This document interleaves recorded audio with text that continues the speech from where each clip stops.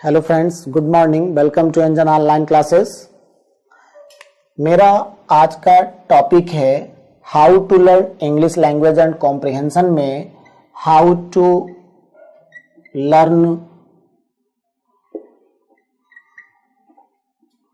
Word power या how to learn vocab.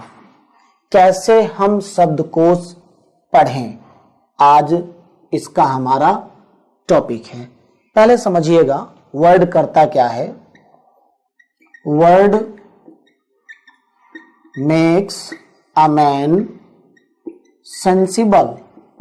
शब्द व्यक्ति को समझदार बनाता है। सेंसिबल यानी अगर आपके पास शब्दकोश है, वर्ड है, तो वर्ड आपको सेंसिबल बनाएगा। सेंसिबल कौन है? फील फॉर नोच, जो किसी बात को समझे। फील फॉर नोच समझिए है क्या, यानी शब्दकोश व्यक्ति को समझदार बनाता है, ये आपको फील फॉर नोच बनाता है। वर्ड पावर पढ़ते वक्त हम लोग करते क्या हैं? वर्ड पावर अभी तक आप कैसे पढ़ते होंगे? अमूमन आप हो सकता है वर्ड की कोई सीट पढ़ते हो, किसी भी इंस्टीट्यूट संस्थान में आप जहां पढ़ते होंगे वहां आपको कोई सीट प्रोवाइड करवा दी जाती होगी। कुछ टीचर्स पब्लिकेशन ऐसे हैं जो आपको बुक्स देते हैं, और एक प्रॉपर वे में तरीका है कि आप चाहें तो क्या पढ़ लीजिए, डिक्शनरी। बट ये तीनों माध्यम से आप समझिएगा, जब आप वर्ड सीट से पढ़ते हैं, वर्ड आप बुक से पढ़ते हैं, या वर्ड आप डिक्शनरी से पढ़ते हैं।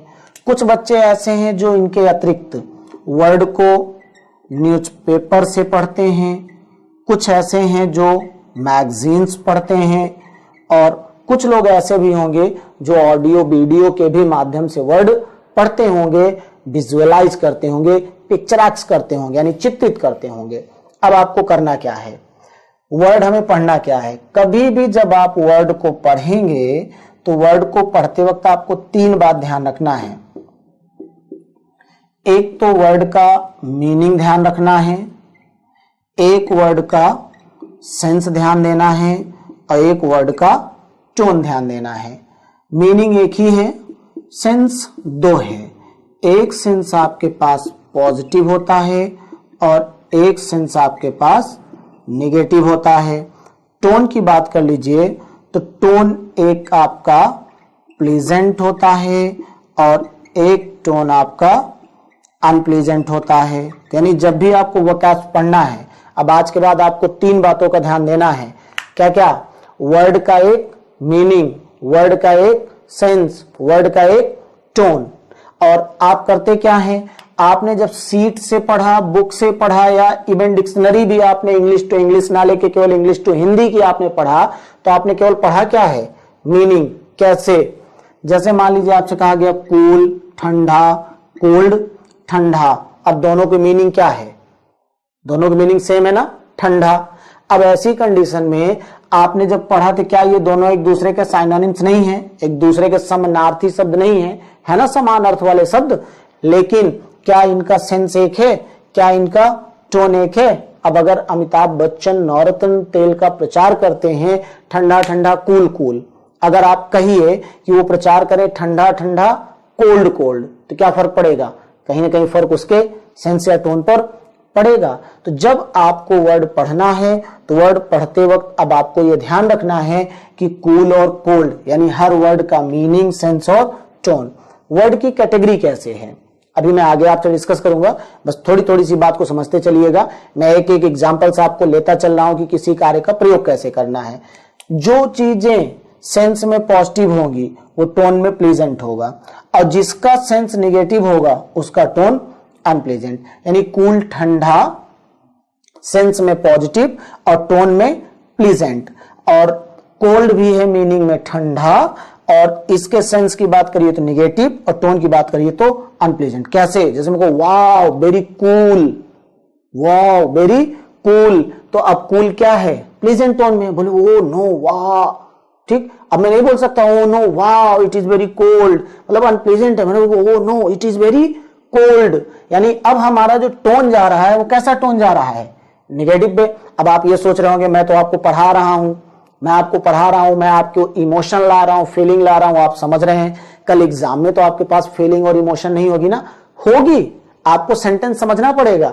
वर्ड पावल ही तो आपको सेंसिबल बनाता है और वही तो फील फॉर नोज लाता है ना। अब बात समझिएगा, जैसे एग्जाम में क्वेश्चन आया है, एग्जाम में क्वेश्चन आया है कि अगर कोई भी वर्ड है, जैसे सपोज करिए क्वेश्चन क्या आया था, क्वेश्चन आया था एयर, हवा। अब हवा बही, तापमान नीचे गिर गया, हवा बही, तापमान नीचे गिर गया। अब अगर मैं यहां पे डॉट डॉट कर दूं, ऑप्शन में दे दूं कूल वाइंड, ऑप्शन में दे दूं कोल्ड, या ऑप्शन में दे दूं चिल, या ऑप्शन में दे दूं चिली, तो अब क्या होना चाहिए? अब है ना, अब आपको इमोशन समझना पड़ेगा कि अगर हवा कैसी रही होगी कि तापमान गिर गया होगा, इसका मतलब हवा कहीं ना कहीं ठंडी रही होगी। और दूसरी बात, अब आगे क्वेश्चन ने क्या जोड़ा था, आगे दिया था, कहां की सीन दिया था, कश्मीर की दिया था कि कश्मीर जो पहले से ही भयंकर ठंड से गुजर रहा था, वहां पर ठंडी हवा बही और तापमान 4 डिग्री और नीचे गिर गया। अब आप बात समझिए, पहले से ही जहां पर ठंडी थी, अब इससे क्या समझ में आ रहा है कि कहीं ना कहीं उसका जो सेंस है वो क्या है, नेगेटिव है। तो अब इससे हमें लग रहा है कि कूल तो नहीं हो सकता, चिल नहीं हो सकता, क्योंकि नाउन है, नाउन की विशेषता जो बताया एडजेक्टिव होगा, बस्ता कोल्ड और चिली है। अब अगर कोल्ड की बात कर लीजिए तो कोल्ड बिल्कुल तब प्रयोग किया जाता है जब अपने आप को फ्रीज डिग्री पर हम आ जाते हैं, तो बेस्ट ऑप्शन कौन सा हो जाएगा, चिली। अब ऐसे कंडीशन में जब वर्ड पढ़ना है तो आपको उसका पॉजिटिव, नेगेटिव, प्लीजेंट, अनप्लीजेंट ध्यान रखना है, ठीक है। अब जैसे मैं मान लीजिए कि एक तो ये वर्ड हो गया, अब इनके अंतर्गत जो वर्ड की कैटेगरी है, कैटेगरी आप समझेंगे कि वर्ड को कैसे हम कैटेगराइज करते हैं। वर्ड की जब हम कैटेगराइज करेंगे तो कैटेगराइज करते वक्त आप जब भी कोई वर्ड मिलता है आपको, तो आप देखेंगे कि वर्ड की मीनिंग, सेंस और टोन कैसे। देखिए, जैसे मैं सबसे पहले बात करूं, पढ़ते वक्त वर्ड आते कैसे हैं। जैसे मैं पहले ही टाइप की बात कर लूं, पहले टाइप में जैसे आपको कूल और कोल्ड, जैसे आपका है एयर और हॉट, ठीक है, सॉरी, एयर और विंड, या जैसे मैं आपसे कहूं वार्म और हॉट, ठीक है। यानी यहां पर ये भी ठंडा है, ये भी हवा है और ये दोनों भी गर्म है। यानी अगर सब की बात करिए तो कहीं ना कहीं इन दोनों का अर्थ ठंडा, इन दोनों का अर्थ हवा और इनका अर्थ गर्म। लेकिन ऐसा नहीं है कि जहां कूल का यूज होगा वहां कोल्ड का, जहां एयर का होगा वहां विंड का, जहां वार्म का होगा वहां हॉट का। सब का यूज करते वक्त ये आपको ध्यान रखना पड़ेगा। एक तो ये है, और दूसरा आपके पास क्या है, दूसरा आपके पास एक ये है, जैसे मैं कहूं सीरियस, एक ही वर्ड है जो दोनों तरह से प्रयोग होता है, प्लीजेंट अनप्लीजेंट। कैसे, भाई मैं बोलूं कि मेरा एग्जाम है, ठीक है, और मैं इस समय परीक्षा की तैयारी कर रहा हूं और मैं बहुत सीरियस हूं। मेरा एग्जाम है, मैं इस समय तैयारी कर रहा हूं और मैं बहुत सीरियस हूं। अब यहां सेंस कैसा है, सीरियस हूं यानी प्लेजेंट है, अच्छी बात है, परीक्षा की तैयारी कर रहा हूं। अब मैं बोलूं कि वह 5 दिन से अस्पताल में भर्ती है, बहुत सीरियस है, अब उसका सेंस कैसा हो गया, नेगेटिव हो गया। जैसे मैं बात करूं क्लेवर, अब क्लेवर की मैं बात कर लूं, क्लेवर मतलब चालाक, मैं बोलूं wow very good, you are very clever, शाबाश बहुत बढ़िया, तुम बहुत चालाक हो, अच्छा सेंस हो गया।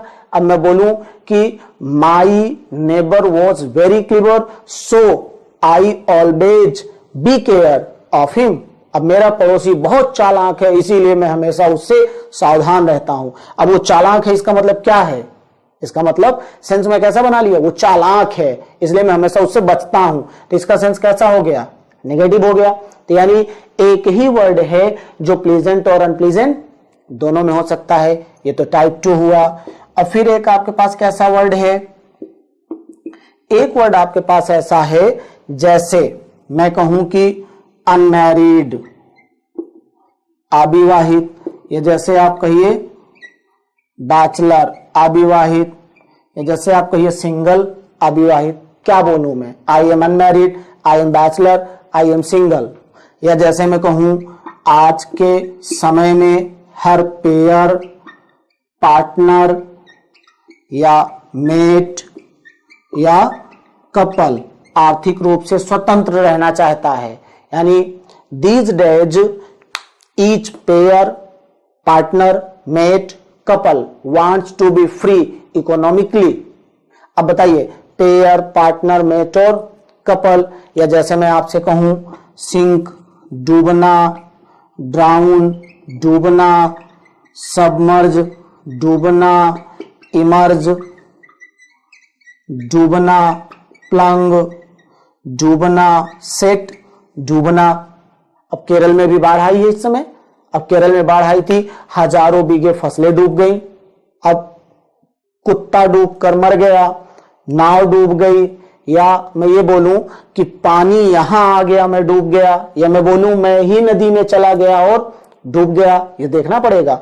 यानी हर वर्ड का अपना एक विशेष मीनिंग है, हर वर्ड का अपना एक सेंस है, हर वर्ड का अपना टोन है, और इसी के आधार पर हर वर्ड का अपना यूज है। अब ऐसा नहीं है कि जहां सीरियस, जहां कूल लगेगा वहां कोल्ड, ऐसा नहीं कि जहां एयर लगेगा वहां विंड लगेगा, जहां वार्म लगेगा वहां हॉट। अब ऐसा नहीं कि जहां अनमैरिड वहां बैचलर, ऐसा भी नहीं कि जहां सिंक लग सकता है वहां ड्राउन। तो इस तरह से वर्ड की टोटल कितनी कैटेगरी है? 3 कैटेगरी है आपके पास। यानी एक टाइप 1 की एक अर्थ निकलता है, जबकि अलग अलग शब्द हैं जो एडजेक्टिव के रूप में या किसी नाउन के रूप में या किसी भी रूप में होंगे, और एक ऐसे होंगे जो एक ही शब्द है जो दोनों तरह से प्रयोग होते हैं, और कुछ ऐसे शब्द हैं जिनके कई भावार्थ होते हैं। अब इन सब को बोला जाता है कॉम्प्लेक्स साइनोनिम्स। ठीक है, यानी इन्हें बोला जाता है कॉम्प्लेक्स साइनोनिम्स। सब कहीं ना कहीं अर्थ एक जैसा है। अब जैसे मैं बोलूं कि रैबेज नष्ट करना, डिस्ट्रॉय, ठीक है, नष्ट करना, डिमोलिश नष्ट करना, स्पॉइल नष्ट करना, ब्रिंग डाउन नष्ट करना, पुल डाउन नष्ट करना। अब कहीं ना कहीं सब एक ही जैसे हैं ना। अब ऐसा नहीं है कि आप जहां रैबेज होगा वहां डिस्ट्रॉय होगा, जहां डिस्ट्रॉय होगा वहां डिमोलिश है। ठीक है, अब अगर प्रकृति के द्वारा नुकसान कम है रैबेज है, प्रकृति से ज्यादा नुकसान है डिस्ट्रॉय है, प्रकृति ने बहुत ज्यादा नुकसान कर दिया हैवॉक है। जैसे अभी केरला की बाढ़ क्या है? रैबेज है। मान लीजिए अगर अभी जैसे मैं बात करूं यहीं पर हजारों लोग मारे जाते, या जैसे केदारनाथ में बादल का फटना, या जैसे पिछले साल नेपाल का भूकंप, तो वो क्या है? डिस्ट्रॉय। और जब चारों ओर तबाही, अब जैसे मैं कहूं कि नागासाकी के यानी जापान के नागासाकी में परमाणु बम से हमला, या हिरोशिमा में परमाणु बम से हमला, क्या हो गया? हैवॉक। जब मानव कोई नुकसान करता है, ठीक है, मान लीजिए आपके यहाँ जो भी नगर निगम है, नगर निगम बुलडोजर लेके आया, कोई अवैध घर बनाया था, उसके घर को तोड़ दिया, क्या है? डिमोलिश। लाड प्यार में आप बिगड़ गए, ये क्या है? स्पॉइल। या एक मछली पूरे तालाब को नष्ट कर देती है, क्या है? स्पॉइल। अब ब्रिंग डाउन, ब्रिंग डाउन क्या है? ब्रिंग डाउन है काज टू फॉल, गिरने का कारण। जैसे मैं कहूं इस घर के चारों ओर पानी भर गया और पानी 1 महीने तक भरा रहा जिसके कारण घर गिर गया, तो ये क्या है? Bring down. और जो पुल डाउन होता है ये किसका सेंस है? डिमोलिश का। यानी जो डिमोलिश है वही पुल डाउन है। अब इस तरह से ये सब वर्ड हैं, हर वर्ड को पढ़ना है। अब अगर मैं आपको ये सब वर्ड लिखा दूं, अब मैं फिर वही बात, आपको कोई सीट दे दूं, मैं आपको कोई बुक दे दूं, अब आप सीट या बुक में क्या पढ़ेंगे? जब साइनोनिम्स पूछेंगे तो सब तो मैं सिनोनिम्स दे दिया आपको ना, सब सिनोनिम्स में आ गए, बट हुआ क्या? खोदा पहाड़ निकली चूहिया। क्यों? आपने ज्यादा मेहनत किया, रिजल्ट कम मिला।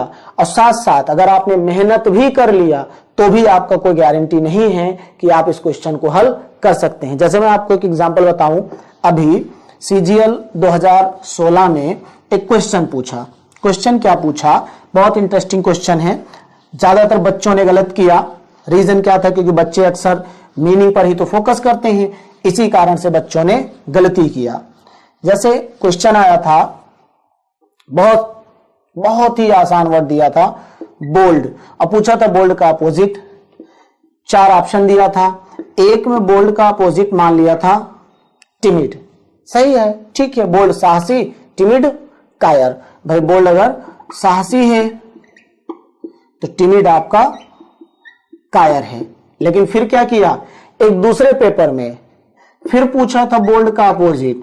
अब की बार ऑप्शन में टिमिड भी रखा था और अब की बार एक ऑप्शन बना दिया था नर्वस। अब की बार आयोग ने उत्तर क्या मान लिया, नर्वस। अब बच्चा परेशान, क्यों, क्योंकि सबको पता है बोल्ड का अपोजिट टिमिड। अच्छा, बच्चा इसलिए परेशान हो जाता है कि एक बार बोल्ड का अपोजिट टिमिड माना गया, आखिर आज बोल्ड का ये अपोजिट नर्वस कैसे हो गया। क्यों, क्योंकि बोल्ड का मतलब बच्चा साहसी ही समझता है ना। लेकिन अगर बच्चे को पूरा पढ़ना है तो बात समझिएगा, बोल्ड, डारिंग, फोर्टिट्यूड, करेजियस, ये क्या है, साहसी। इन्हें आप क्या बोलेंगे, साहसी। अब यहीं पे मैं कहूं वैलिएंट, या मैं क्या बोलूं गैलेंट, या मैं क्या बोलूं वॉरियर। ऑप्शंस क्या है, योद्धा, ठीक है। अब यहीं पर अगर मैं अभी इसी वर्ड को ले लूं इंट्रीपिड, या ले लूं डॉन्ट लेस, या मैं ले लूं फियरलेस। ऑप्शंस क्या आ गया, निडर। अब बताइए क्या साहसी, योद्धा, निडर, या आप इसे चाहें तो योद्धा के बजाय बहादुर, क्या ये सब साइनोनिम्स नहीं है, एक ही शब्द तो है ना। लेकिन अगर अब आप बोलेंगे इंट्रीपिड तो इसका अपोजिट क्या होगा, डरपोक, फियरफुल, जो डरा है। अब अगर आप योद्धा की बात कर लेंगे तो योद्धा का अपोजिट क्या होता है, टिमिड, कायर। अब ये कौन है, बोल्ड। अब इसका अपोजिट कौन है, इसका अपोजिट नर्वस है या हेजिटेट है। जो नर्वस हो गया, जो हेजिटेट हो गया, वही तो अपने आप में क्या होगा, वही कायर है। क्योंकि जो हेजिटेट हुआ वो तुरंत फियरफुल हो जाएगा, और जो फियरफुल होगा वो टिमिड हो जाएगा। अगर मैं हिचकिचाया, हेजिटेट हुआ, नर्वस हुआ, तो मैं तुरंत डर जाऊंगा, और अगर मैं डर गया तो मैं तुरंत क्या हूं, कायर हूं। अब अगर आप हमसे कहेंगे कि साइनोनिम्स बताइए, तो मैं ये सब bold, daring, fortitude, courageous, valiant, gallant, warrior, intrepid, dauntless, सब साइनोनिम्स में तो लिखा दूंगा। कल डिपेंड करेगा कि एग्जामिनर ने आपको क्या दिया है और साथ साथ क्या क्वेश्चन पूछा और दिया हुआ ऑप्शन क्या है। यही हर बच्चा गलती करता है। हर बच्चा पढ़ता क्या है, या तो सीट से या तो बुक से, और सीट और बुक के साथ बच्चे ने कुल मिला के पढ़ा भी तो क्या पढ़ा, मीनिंग। यानी आज के बाद अगर आपको कोई वर्ड मिलता है तो आप वर्ड की मीनिंग, सेंस, टोन तीनों पढ़ेंगे, और तीनों के साथ साथ आप उस वर्ड का यूज करेंगे ताकि वर्ड का डिटेल आप जान सकिए और वर्ड का पूरा पैटर्न समझ सकिए। क्योंकि जब तक आप किसी वर्ड को क्लासिफाई नहीं करेंगे, अमूमन हर बच्चा यही करता है, कोई भी सीट लिया, कोई भी बुक लिया, हर वर्ड को लिया, लेने के बाद एक वर्ड को कोरिलेट किया, और बच्चा मोस्टली अपने आप को, भाई आज बाइलिंगुअल मेथड है, अगर आप हिंदी मीडियम के छात्र हैं तो बच्चा तुरंत क्या किया, बस हिंदी से कोरिलेट किया, हिंदी को कोरिलेट कर दिया इंग्लिश से, और इंग्लिश को कोरिलेट कर दिया हिंदी से। और बाइलिंगुअल कंडीशन में बच्चा आज कंफ्यूज है कि साहसी है। मैं हिंदी में ही अगर मैं आपको ऑप्शन दूं तो क्या साहसी, बहादुर, निडर साइनोनिम्स होंगे? बिल्कुल नहीं हो सकते। अब इसी में देखिए बात और करूं, अब जैसे मैं इसी में कहूं कि मैंने कहीं नहीं रखा एडवेंचरस, मैं चाहूं तो आपको एडवेंचरस दे सकता हूं। अब एडवेंचरस कौन है, जोखिम लेने वाला। अब किसमें मैं रखूं एडवेंचरस को, भाई एडवेंचरस कौन होगा, जाहिर सी बात है जिसके पास साहस होगा, तो जाहिर सी बात है एडवेंचरस किसके अंतर्गत आएगा, इसमें आएगा। तो कल कोई वर्ड आपके पास आता है तो इस बात का ध्यान रखना है कि हमको वर्ड में पढ़ना क्या है। क्लियर है ना? आज आप इस बात को, वर्ड पढ़ना है तो आप हैबिट क्या डालेंगे, न्यूज़पेपर पढ़ना, साथ साथ न्यूज़पेपर के साथ साथ एक अच्छा सा मैगजीन। कौन सा न्यूज़पेपर पढ़ना है, कौन सा मैगजीन पढ़ना है, मैं आपको न्यूज़पेपर पढ़ना भी बताऊंगा, मैगजीन भी पढ़ना बताऊंगा, कैसे पढ़ना है और कौन सी पढ़ना है, ये मैं आपको यहीं पर ऑनलाइन पढ़ना भी बताऊंगा, किस तरह से पढ़ना है। आज मैं आपको केवल इसलिए इस वीडियो के माध्यम से लाया कि आखिर वर्ड पावर पढ़ा कैसे जाए। तो पहले तो आप ये समझ लीजिए कि आपके पास वर्ड पावर में प्रॉब्लम क्या क्या है, क्योंकि अगर आप अपनी प्रॉब्लम पहले क्लियर कर लीजिए, भाई आप समझिए, पहले यह है कि आपकी समस्या क्या है। मान लीजिए पहले मुझे आपको पकड़ना है। मान लीजिए मैं मिस्टर धीरेन्द्र, आपको मुझे पकड़ना है, तो पहले मिस्टर धीरेन्द्र को पकड़ना है कि पहले मिस्टर धीरेन्द्र का एड्रेस पकड़िए। पहले मिस्टर धीरेन्द्र का एड्रेस पकड़िए, और जब आप एड्रेस उसका पकड़ेंगे तो देन उसके बाद चीजें धीरे धीरे खुद ही फाइंड आउट हो जाएंगी। तो आप पहले किसी समस्या को एड्रेस करिए, और समस्या को एड्रेस करने से पहले आप क्या करिए, प्रॉब्लम। क्योंकि यहां बच्चा क्या करता है, अब बात समझिए, यहां हर बच्चा भाई प्रयास तो करता है। एक होता है ट्राई, एक होता है इफर्ट। कुछ बच्चे ट्राई कर रहे हैं। ट्राई मतलब क्या है भाई, हम भी आए, प्रयास किया, नहीं हुआ, लेकिन जब हम सब कुछ जान गए और अपनी पूरी एनर्जी उसमें लगा दिया तो हमारा ट्राई किसमें बदल जाएगा, इफर्ट में।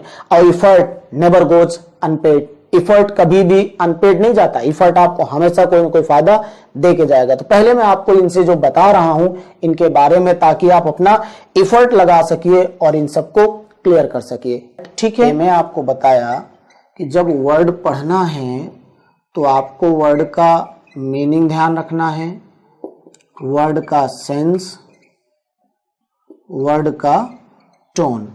सेंस की बात करेंगे तो सेंस दो है आपका, पॉजिटिव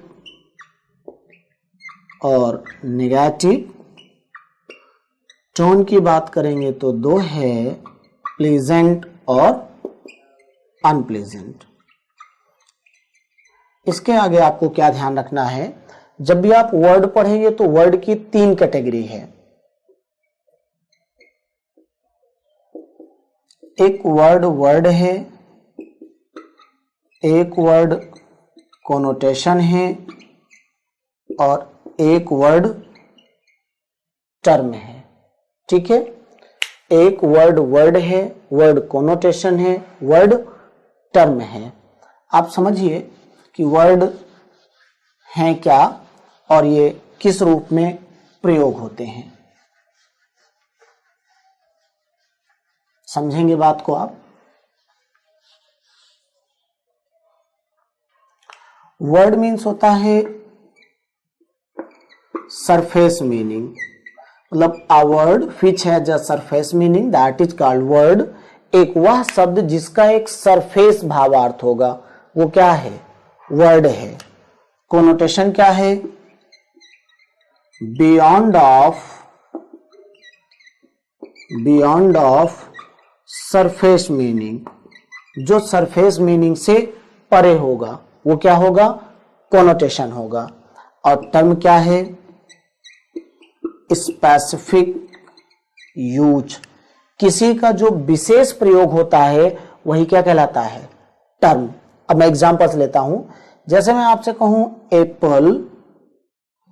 अब एप्पल क्या है, सेब। ये सिंपल सा एक वर्ड है, सिंपल सा यह एक शब्द है।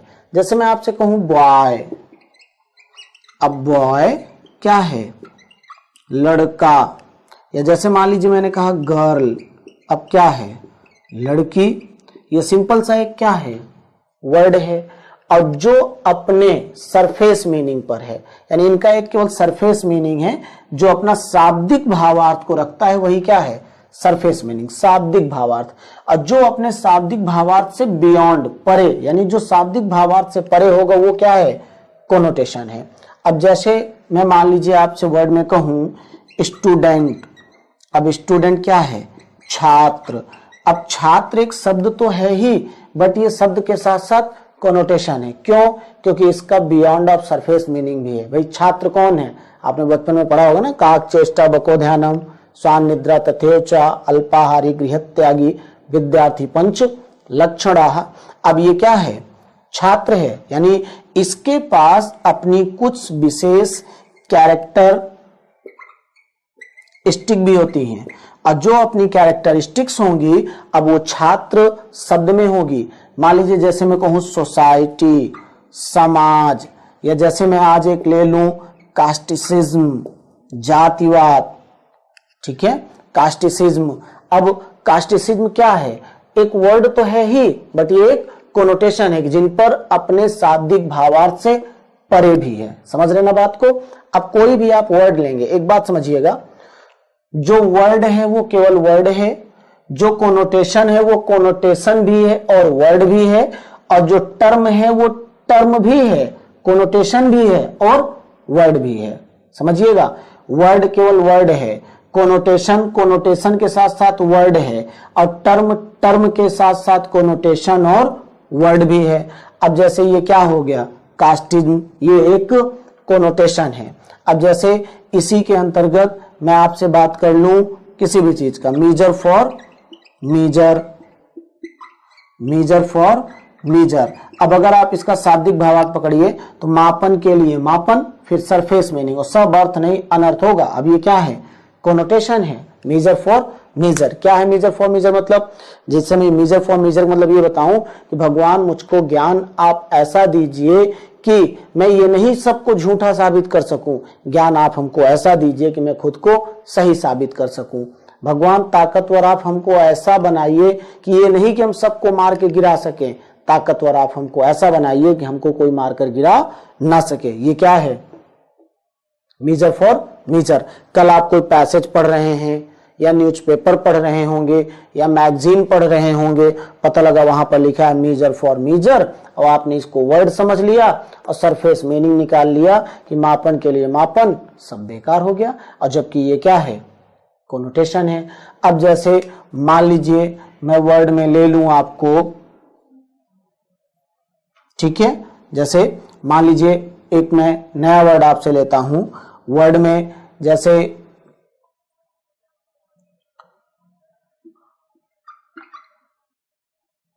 एक थोड़ा सा एक एग्जाम्पल के थ्रू मैं समझाता हूं, समझिएगा बात को,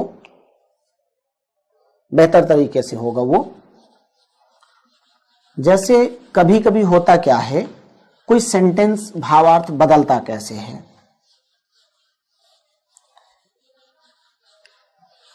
जैसे मैं कहूं कि WHO is a special institution that not only cures but also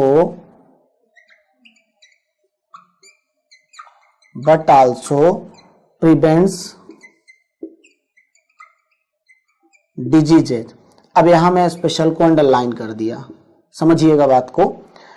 WHO एक विशेष संस्था है जो न केवल इलाज करता है बल्कि बीमारियों को रोकता भी है।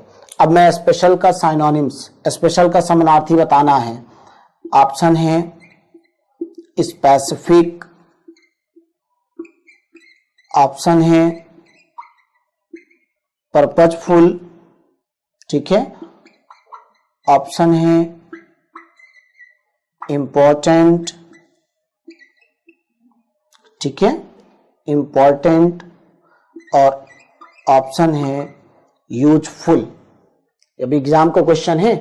अब अगर यहां पर स्पेशल को आपने वर्ड माना और वर्ड मान के आपने सरफेस मीनिंग निकाल लिया, शाब्दिक भावार्थ, और अर्थ क्या निकला स्पेशल का, विशेष। अर्थ क्या निकला, विशेष।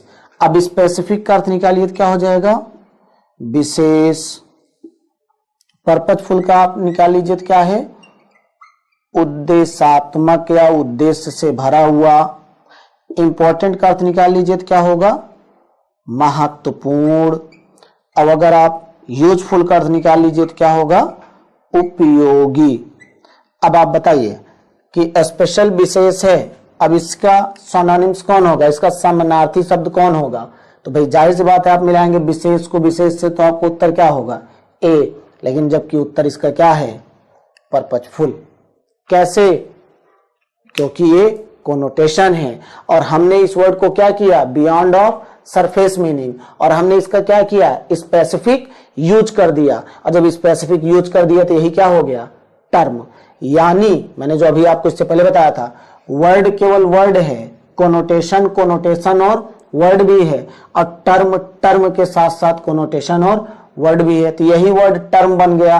अब यही वर्ड टर्म बन गया कैसे, क्योंकि वर्ड को हमने कोनोटेशन बना दिया। कोनोटेशन कैसे बनाया, यानी हमने उसकी शाब्दिक भावार्थ से परे चले गए कि भाई WHO एक विशेष संस्था है। अब विशेष संस्था मतलब उसका एक उद्देश्य है, इसका एक उद्देश्य है, इसका एक कार्य है, ये वही कार्य करती है जो इसके उद्देश्य में शामिल है। अब भाई जैसे मान लीजिए मैंने ये मार्कर लिया, अब इस मार्कर का प्रयोग करने का, अब मार्कर मेरे लिए एक स्पेशल है जिससे मैं पढ़ाता हूं, तब क्या लगता है कि मार्कर मेरे लिए स्पेशल है जिसको मैं पढ़ाता हूं तो ये इंपॉर्टेंट है? नहीं, ये क्या है? पर्पजफुल है, मेरा उद्देश्य है। तो जब भी अगर इस तरह से किसी वर्ड को आता है तो आप वर्ड को कैटेगरी में डिवाइड करेंगे, ठीक है। यानी वर्ड को, वर्ड कौन, एक बार पूरा रिवीजन कर लीजिएगा, जिसका केवल शाब्दिक भावार्थ हो। कॉनोटेशन कौन, जो अपने शाब्दिक भावार्थ से परे हो। टर्म कौन, जो अपने शाब्दिक भावार्थ के साथ साथ विशेष रूप से प्रयोग किया जाए, वही क्या है? टर्म है। और यही टर्म और कॉनोटेशन ही आगे चलकर किसी वाक्य में, जब भी पैसेज में या कहीं पर भी एक विशेष रूप से अंडरलाइन हो जाते हैं, जिनका एक निश्चित भावार्थ निकलता है। और उन निश्चित भावार्थ को समझने के लिए फिर वही बातें आ जाती हैं कि आपको वर्ड का केवल मीनिंग नहीं समझना पड़ता, बल्कि अब आपको वर्ड का मीनिंग के साथ साथ उसका सेंस और साथ साथ उसका अपना टोन, इन तीनों को भी समझना पड़ता है, ठीक है। तो इस तरह से अब जब भी आप वर्ड पढ़ेंगे, एक बार मैं पुनः समरी आपको बता रहा हूं, वर्ड जब भी पढ़ेंगे, वर्ड पढ़ते वक्त क्या करेंगे? वर्ड की मीनिंग, वर्ड का सेंस, सेंस दो, पॉजिटिव और नेगेटिव, और वर्ड का टोन, प्लेजेंट और अनप्लेजेंट, ये देखेंगे। और इसके बाद जब कोई वर्ड आता है तो आप तुरंत ये देखिएगा कि क्या वर्ड सरफेस मीनिंग पर आकर केवल वर्ड है, कि क्या वर्ड अपने सरफेस मीनिंग से बियॉन्ड जाकर कोनोटेशन है, या उसका कोई विशेष प्रयोग होकर टर्म है। आप अगर इतनी चीजों को पढ़ते वक्त मेंशन करते चलेंगे, लिखते चलेंगे, तो आप बिलीव मानिए इतना इंटरेस्टिंग होगा वर्ड और इतना अच्छा होगा वर्ड कि आप बिलीव नहीं मान सकते कैसा आप महसूस करेंगे। साथ साथ इतना बढ़िया वर्ड लगेगा और इतना अच्छे इंटरेस्टिंग से तैयार होगा कि वर्ड कभी बर्डन आपको नहीं होगा और आप हंसते हंसते वर्ड तैयार कर लेंगे। अब मैं इसके साथ जब आपको वर्ड पढ़ाऊंगा तो मैं खुद दिखाऊंगा कि कैसे कैसे किस वर्ड का यूज है। और मैं बिल्कुल इतनी बात से मैं प्रॉमिस करता हूं आपसे कि वर्ड को मैं हंसने हंसने में आपको सिखा दूंगा, और वर्ड का इन सब के साथ साथ जो सबसे महत्वपूर्ण है यूज, मैं यूज भी आपको बता दूंगा। और इतनी चीजें आपको क्लियर करना है। अब आप ये सब वर्ड कैसे पाएंगे? तो वर्ड को पढ़ने के लिए क्या करना होगा? न्यूज़पेपर और मैगजीन का सहारा लेना होगा। और न्यूज़पेपर और मैगजीन को क्या करिए, आप न्यूज़पेपर और मैगजीन लीजिए। पढ़ते वक्त कोई वर्ड आता है, मान लीजिए आपने वर्ड मिला टेक पार्ट, भाग लेना, कल पता लगा आपने वर्ड पाया, क्या मिला? पार्टिसिपेट। या मान लीजिए आपने कल वर्ड पढ़ा, क्या मिला? अपीयर। तो आप ऐसे नहीं कि केवल आप इनकी लिपिंग कर रहे हैं, बस केवल लिपिंग किया और लिपिंग करते हुए हमने पढ़ लिया। अब देखिए ना कि वो टेक पार्ट कहाँ लगाया है, पार्टिसिपेट कहाँ लगाया है, अपीयर कहाँ लगाया है। अपीयर एग्जाम के सेंस में आता है, या जो चीजें आपके सामने प्रस्तुत होती हैं वो पहले से हैं, वो क्या है? अपीयर है। पार्टिसिपेट किसी फंक्शन के लिए आता है, और टेक पार्ट मतलब प्रतिनिधित्व करना। अब जैसे हमारे प्रधानमंत्री संयुक्त राष्ट्र गए तो हमारे PM, our prime minister will participate the meeting of UNO या will take part in the meeting of UNO. तो वो वहां पार्टिसिपेट नहीं कि एक फंक्शन है, वो वहां as a representative of India गए हैं, वो भारत का प्रतिनिधित्व करेंगे, इसलिए वो वहां क्या करेंगे? टेक पार्ट करेंगे। अब मान लीजिए कि एक कोई फंक्शन है, एक कोई कार्यक्रम है, जैसे अभी एक former prime minister Atal Bihari Vajpayee ji expire हो गए। अब उनके कार्यक्रम में बहुत सारे लोग गए। अब वो सारे लोग क्या किए? पार्टिसिपेट किए। और आप परीक्षा में बैठते हैं तो ये क्या है? अपीयर है। तो क्या लगता है कि जहां टेक पार्ट आएगा वहां पार्टिसिपेट आ सकता है? बिल्कुल नहीं आ सकता, क्योंकि सबका मीनिंग, सेंस और टोन अलग है। और यही पता लगा टेक पार्ट के बजाय हम पार्टेक कर देता तो पता लगा पार्टेक हो जाता है भोजन में हिस्सा लेना। तो सबका मीनिंग का सेंस बदल रहा है ना। तो जब भी वर्ड पढ़ना है आपको ये ध्यान रखना पड़ेगा कि मीनिंग, सेंस और टोन, और उसका वर्ड, कॉनोटेशन और टर्म। और न्यूज़पेपर और मैगजीन पढ़ते वक्त वर्ड को अंडरलाइन करते चलेंगे, मार्क करते चलेंगे। और आपके पास 2 डिक्शनरी होना चाहिए। हम लोग बाइलिंगुअल मेथड से पढ़ते हैं, इसलिए आपके पास एक डिक्शनरी होना चाहिए।